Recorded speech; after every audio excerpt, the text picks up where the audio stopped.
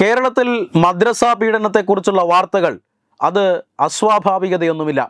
കാരണം നിരവധി വാർത്തകൾ ഇതുമായി ബന്ധപ്പെട്ട് വളരെ റെഗുലറായി തന്നെ മലയാളികൾ മാധ്യമങ്ങളിലൂടെ വായിക്കുന്നുണ്ട്.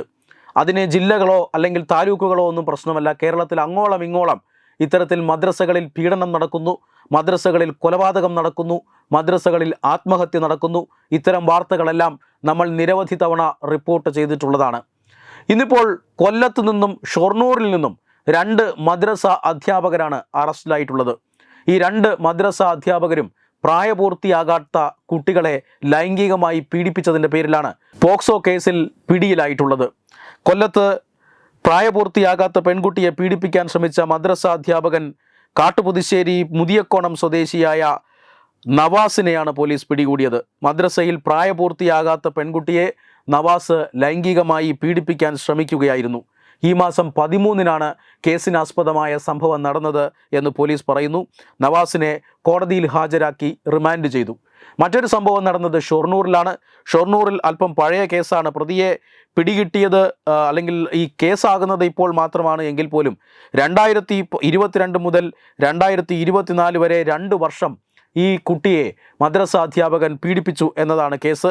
പ്രായപൂർത്തിയാകാത്ത വിദ്യാർത്ഥിക്ക് നേരെ ലൈംഗിക അതിക്രമം കാട്ടിയതിന് മലപ്പുറം ഊർങ്ങാട്ടേരി സ്വദേശി കുട്ടക്കടവത്ത് വീട്ടിൽ ഇസഹാക്ക് സഹദിനെയാണ്, 51 വയസ്സാണ് ഇയാൾക്കുള്ളത്.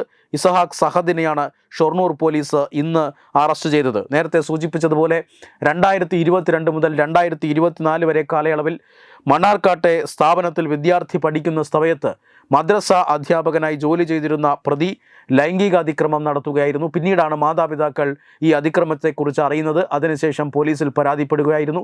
അതിനുശേഷമാണ് നിയമ നടപടികൾ ഈ മദ്രസ അധ്യാപകനിലേക്ക് നീണ്ടത്. മദ്രസ അധ്യാപകന്മാർക്ക് നേരെ ലൈംഗിക ആരോപണങ്ങൾ ഉയരുന്നത് ഒറ്റപ്പെട്ട സംഭവങ്ങളല്ല. കേരളത്തിൽ വ്യാപകമായി തന്നെ ഇത്തരത്തിലുള്ള ലൈംഗിക ആരോപണങ്ങൾ ഉയരുന്നുണ്ട് എന്ന് മാത്രമല്ല, കേരളത്തിലെ കോടതികൾ ഇതിനോടകം തന്നെ നിരവധി മദ്രസ അധ്യാപകന്മാരെ ശിക്ഷിച്ചിട്ടുണ്ട്. അതും വെറും ശിക്ഷയല്ല, 50 വർഷം, 60 വർഷം, 90 വർഷം എന്നിങ്ങനെ ദീർഘകാലയളവിൽ ഇത്തരം അധ്യാപകന്മാരെ ശിക്ഷിക്കുന്നുണ്ട്. എന്നിട്ടും സമൂഹത്തിൻ്റെ കണ്ണ് തുറക്കുന്നില്ല എന്നുള്ളതാണ് ഏറ്റവും പ്രധാനപ്പെട്ട കാര്യം. അധികാരികളുടെ കണ്ണ് തുറക്കുന്നില്ല. മദ്രസ പോലെയുള്ള മതപഠന സ്ഥാപനങ്ങളിൽ കുട്ടികൾ ആത്മഹത്യ ചെയ്തു വരുന്ന സംഭവ വികാസങ്ങളുണ്ട്.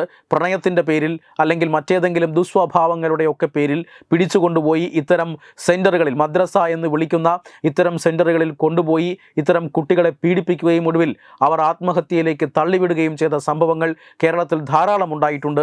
എന്തുകൊണ്ടാണ് അമ്പലത്തിൽ ഷർട്ട് ഊരണമോ വേണ്ടയോ എന്ന് ചിന്തിക്കുന്ന നവോത്ഥാന സർക്കാർ ഇത്തരം കേസുകളിൽ കൃത്യമായ ഇടപെടലുകൾ നടത്താത്തത്? Web desk Tatwamayi news. Edubix online executive education. Focus physiotherapy centre Pattom. Unnat engineering Gujarat. തീർത്ഥയാത്ര.com. Iron build